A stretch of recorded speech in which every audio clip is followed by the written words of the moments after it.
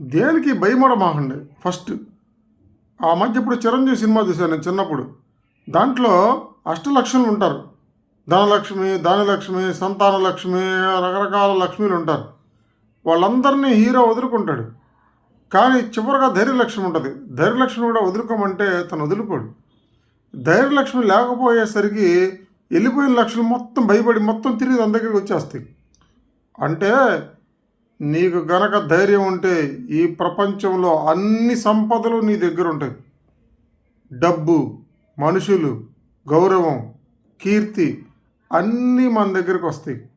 చూడండి, ఏదైనా వస్తుంటాయి పోతుంటాయి, ఏదైనా జరగనండి, మనుషులు వస్తుంటారు పోతుంటారు, సంపద వస్తుంటుంది పోతుంటుంది, డబ్బు వస్తుంటుంది పోతుంటుంది, కెరీర్ వస్తుంటుంది పోతుంటుంది, పదవులు వస్తుంటాయి పోతుంటాయి. కానీ నువ్వు ధైర్యంగా ఉంటే ఎప్పుడు పోయినవన్నీ తిరిగి నీ దగ్గరకు వస్తాయి. జీవితంలో మనిషికి అత్యంత భయపెట్టేది మరణం ఒక్కటే. దానికి తప్ప ఇంకా మనం దేనికి భయపడాల్సిన అవసరం లేదు.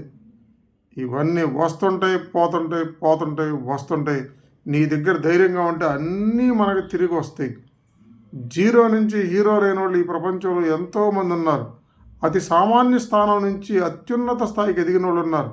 బట్టలు అమ్ముకునే రిలయన్స్ అంబానీ భారతదేశంలో అత్యంత పారిశ్రామికవేత్త ఎదిగిన సందర్భాలని.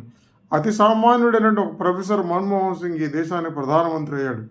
సన్యాసులుగా ఉన్నవాళ్ళు ఈ దేశంలో రాష్ట్ర ముఖ్యమంత్రులు అయ్యారు. ధైర్యంగా ఉంటే కనుక ప్రతి సమస్య సాల్వ్ అయ్యిద్ది. నువ్వు భయపడి వణికిపోతే నువ్వు ఇంకా ఇంకా ఇంకా కిందకి వెళ్ళిపోతావు. ఈ ప్రపంచంలో అత్యంతమైన టెన్షన్ మరణమే. మిగతా వాడి గురించి ఆలోచించమాకండి.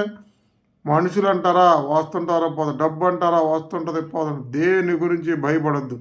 నువ్వు ధైర్యంగా ఉంటే నీకు ఆనందం ఉండదు. నీకు ధైర్యంగా ఉంటే నీకు సంతోషం ఉండదు. నువ్వు ధైర్యంగా ఉంటే నువ్వు పోగొట్టుకునేవి అన్నీ తిరిగి వస్తాయి. కాబట్టి జీవితంలో ఎప్పుడు కూడా భయం అనేది నీ దరికి రానియకుండా మీరు మంచి మానసికపరమైనటువంటి వ్యాయామాలు చేయండి.